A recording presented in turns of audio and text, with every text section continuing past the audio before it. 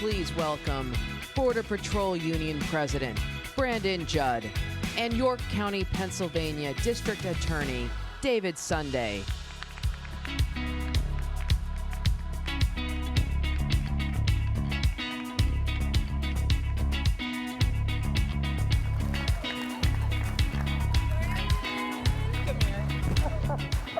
David, it's so great to see you. Boy, you guys got your work cut out for you. Just a little bit. I know, just a little bit. I saw that.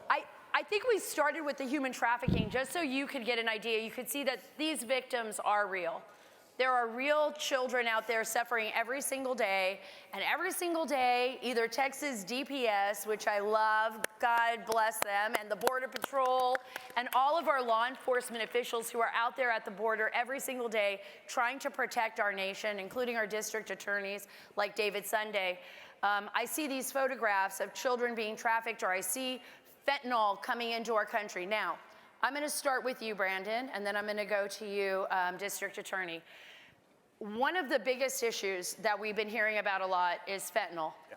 I've seen it on the streets in Philadelphia. I've seen it in San Antonio. I see it everywhere I go, from small town America to our biggest cities. Our children are being poisoned. We have counterfeit pills out on the streets that look like Adderall, that look like ibuprofen. And I'm going to segue here. One of my son's best friends took an ibuprofen. His name was Joe. He believed it was an ibuprofen a friend gave to him. He had autism, and he died immediately after taking that fentanyl tablet. And so a lot of us have been affected by this. The left always says, hey, look, it's all coming through the ports of entries, not the in-betweens. What are you seeing as Border Patrol Union? You're the head of the Border Patrol Union. I know how hard you're all working every single day. What are you seeing? What is the reality of what is happening on the ground versus what we are being told by the media and by the left? I'm constantly seeing the liberal left want to deceive you. They're constantly lying to you. They're telling you that one thing is happening when in reality the exact opposite is happening. When you look at the constant flow of fentanyl that is coming into the United States, they're going to say that it's a port of entry issue. The ports of entries are an extremely secure location. The OFO officers can go through every single vehicle. Right. They can inspect every single person that comes through the ports of entry. Because it is a secure location, of course, that's where more of the seizures are going to take place. But what we see on the border today, we are seeing the cartels flood our resources with illegal immigrants, and that pulls our agents out of the field. And when they pull the agents out of the field, they create these artificial gaps in our coverage. And with those gaps, that's when they bring the fentanyl into the United States. And that's why we're seeing 100,000 United States citizens dying every single year of this poisoning. It's not an overdose issue. It's a poisoning issue. If you can take one aspirin and die because you thought it was an aspirin, that's a poisoning issue. And these cartels know exactly what they need to do. And the worst thing about it is they're being aided by the liberal left. They're being aided because they're constantly lying to you. And because they're lying to you, they're generating billions of dollars of profit because of those lies. And those billions of dollars in profit are a national security threat to our country, are they not, District Attorney? I mean, you see in York County what's happened in Philadelphia, what's happened in your own county, what we're seeing in Kensington, coming from the border directly into our communities. I mean, describe what you're up against. I can tell you right now, every state is a border state, every single one. So when those federal, when you have fentanyl that crosses a border, where does it go? I can tell you right now, in York County, we've been fighting the opioid epidemic since 2014. We've been fighting it nonstop with aggressive policing, with getting treatment for people, with training, with education for kids. And something has been changing over that time period. What has been changing is the lethality of the drugs that are coming in. So what has changed, it went from heroin to stronger heroin. We're now at fentanyl, okay? And the one thing that has not changed during that entire time period is where it was coming from. And that is absolutely critical component to this. It is. And that's something that absolutely must be addressed. And let me address this, and I'm going to go right to you, Brandon, on this, and then back to you, District Attorney. We have seen that the precursor chemicals that are coming into Mexico are working hand in hand with the drug cartels is coming from China, one of our greatest adversaries. They completely understand what is going on here. They absolutely are aware that these chemicals are pouring into Mexico, that the Mexican cartels are then utilizing that to send these counterfeit pills into the United States.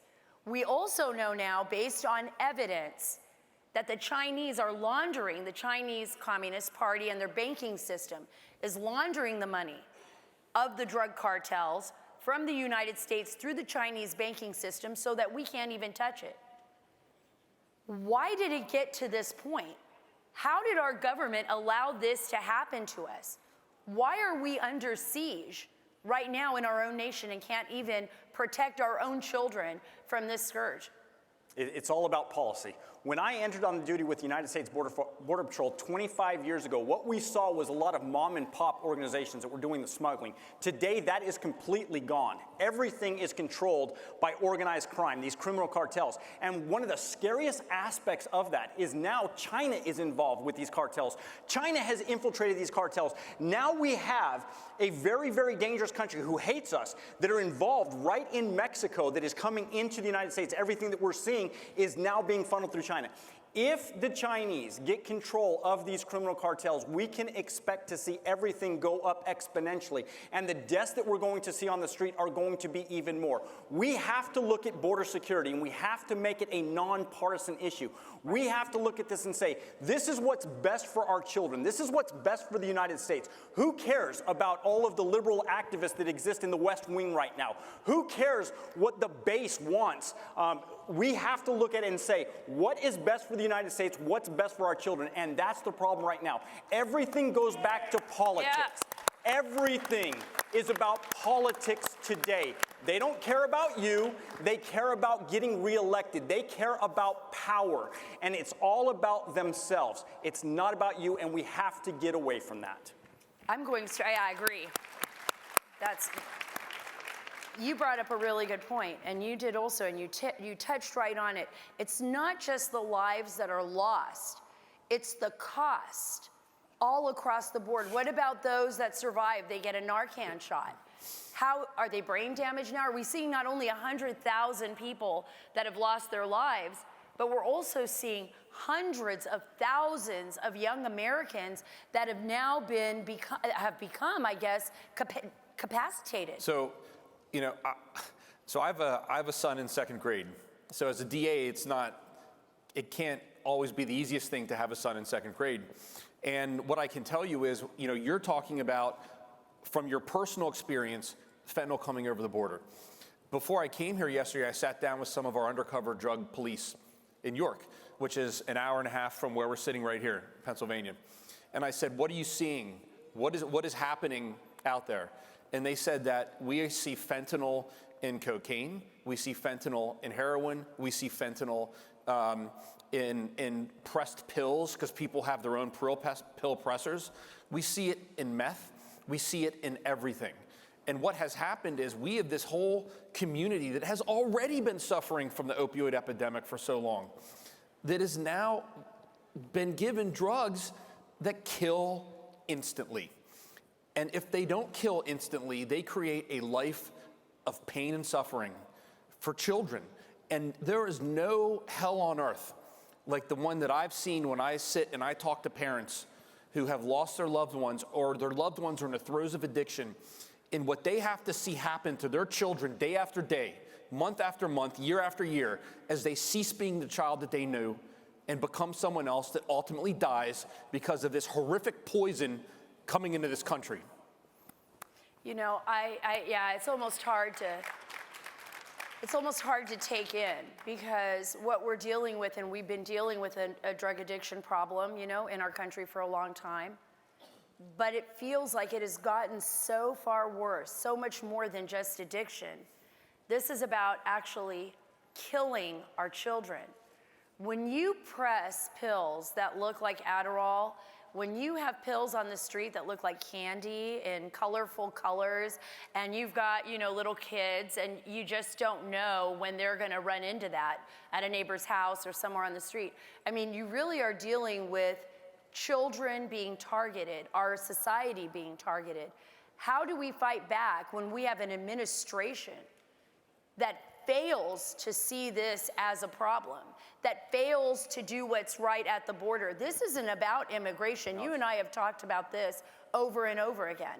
This is about everyone. This is about people. This isn't about keeping people out. It's about protecting both sides and protecting the Western Hemisphere. Why won't the administration do anything about this? Yeah, when you look at it, illegal immigration is the driver. It's what allows them. It facilitates all of their other traffic, whether it's human trafficking. And human trafficking, there's a huge difference between human trafficking and human smuggling. Human smuggling is when you bring somebody and you drop them off at their last point. Human trafficking is when you bring them in and they remain in servitude. They remain in slavery. That's the difference. And everything starts with illegal immigration. If we don't have the proper policies, and by the way, these policies don't cost you anything. We don't need more resources. We don't need more technology. We don't need more infrastructure. The burden should not fall on your shoulders. All we need is policy that doesn't cost you a penny. And if we had the policy, we could shut the border down tomorrow. We saw that under President Trump. We dropped to 45-year lows in illegal immigration under President Trump. It was policy. It wasn't more money. We didn't throw more money at the problem. It was policy. And if we had the proper policy, the problem is, again, it circles back to politics. It circles back to what does the liberal left want? The liberal left wants this chaos to continue. They're continuing to push the chaos. Look at the activists that permeate the West Wing right now, and that tells you where it's all coming from. And as a DA, you have to be astonished when you look at certain cities and you see district attorneys that have low bail, no bail policies. They give more rights to the criminals than they do to the victims. And I know all of you have probably seen that in your own communities. We have. How do you handle that? How do you challenge that? As the elected DA, I'm responsible for York County. And what we do in York County is, number one, we do everything in our power to hold violent criminals accountable and to put them in jail, period. We do everything in our power to arrest and prosecute people that are legally using firearms. We do everything we can to prosecute and arrest people who are committing sex crimes, anything of that nature. There's a place for them, and it's called prison. We also have a lot of people in the community that have severe mental health and substance abuse issues. I mean, our prisons have become almost a wasting place for people that are suffering with mental health crises. So while we're attacking on this side, accountability, on the other side, we're doing everything we can to work with all of our community partners to get treatment, to get help for people so that they will not commit more crimes. 95% of everyone that goes into a prison is coming back out. And of those 95% that come back out, half go back in, and the number one indicator is joblessness.